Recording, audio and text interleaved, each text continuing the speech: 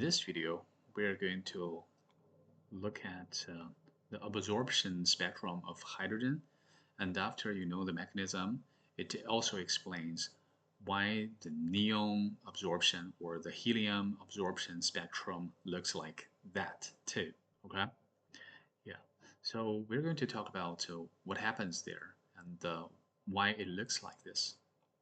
So now, actually, if there's nothing in between this light source and the single slit, we know that we are actually bending the natural light, the white light. And we know if we do that, it can show this continuous spectrum of visible light from red to violet. We call it continuous spectrum of visible light.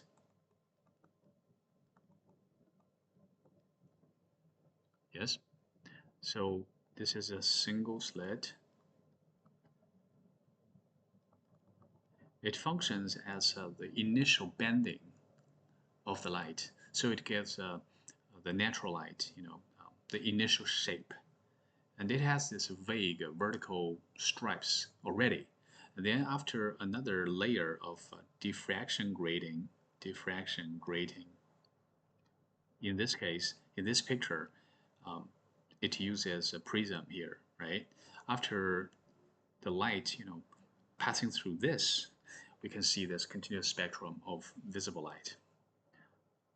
But if we want to see this absorption spectrum of hydrogen, we can do something like this.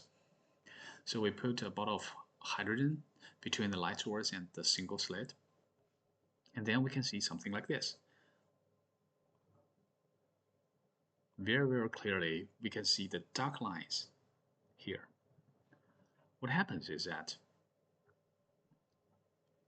this is a nucleus of the hydrogen gas, hydrogen atom, and then this is going to be the energy levels of electrons. Maybe it is better to use this color. Okay, now at rest, this electron is going to be on this level 1, the ground level. Okay, it revolves the nucleus. But when natural light shines in, let's take this red light as an example. When this red light shines in,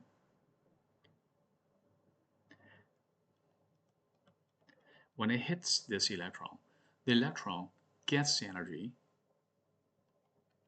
Actually, it catches this portion of energy and jumps up to a higher energy level.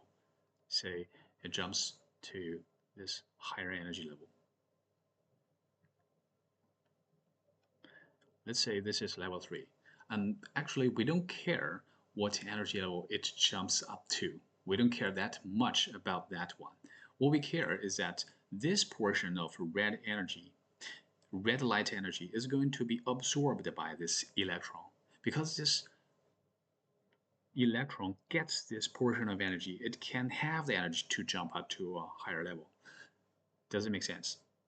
Since this red light is going to be caught by this electron or absorbed by the electron, then of course we can't see its color on this screen, on the background.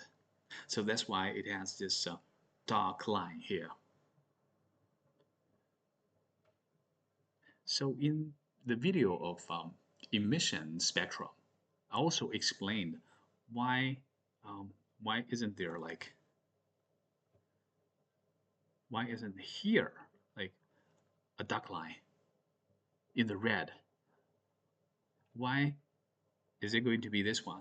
And this dark line has this specific wavelength of 656 nanometers. Yeah, I explained that also in that video. Let's do it again. It's because when we look at the continuous spectrum, we see that, oh, this is red, this part is red. But actually, or that's because our eyes cannot differentiate the tiny difference between red lights. Actually, there are tons of red lights here, but our eyes tell us, okay, they're all red. But actually, on this spectrum, on this, all of the light has different frequency. This red light, this red light, and this red light, to our eyes, are all red lights, but they have different frequency. So that's why we only see this dark line here at this 656 nanometer, around this number. That's why we only see this. And this, the upper one is going to be the emission spectra of hydrogen. And this lower one is going to be absorption spectrum.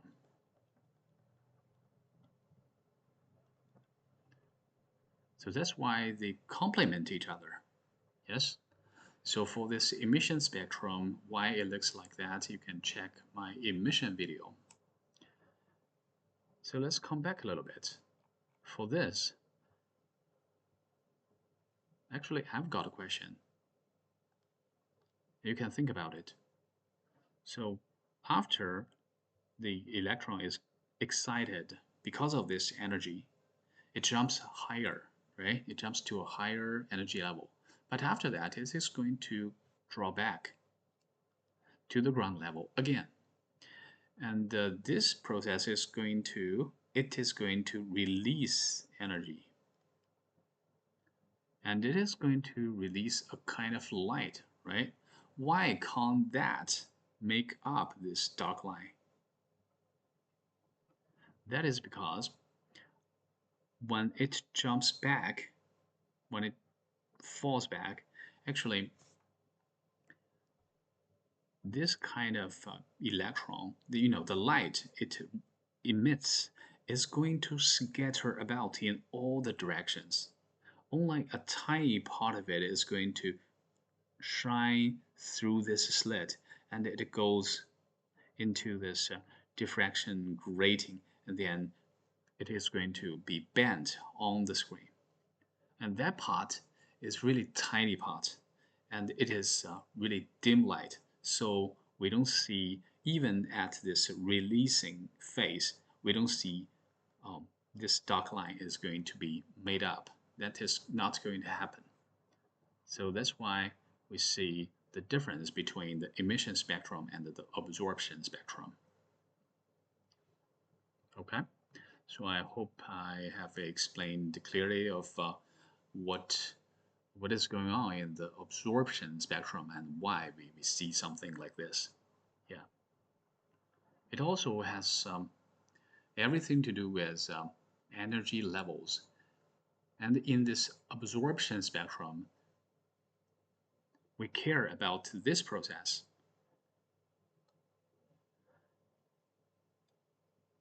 This portion of red light energy is going to be caught by this electron, is going to be absorbed by this electron.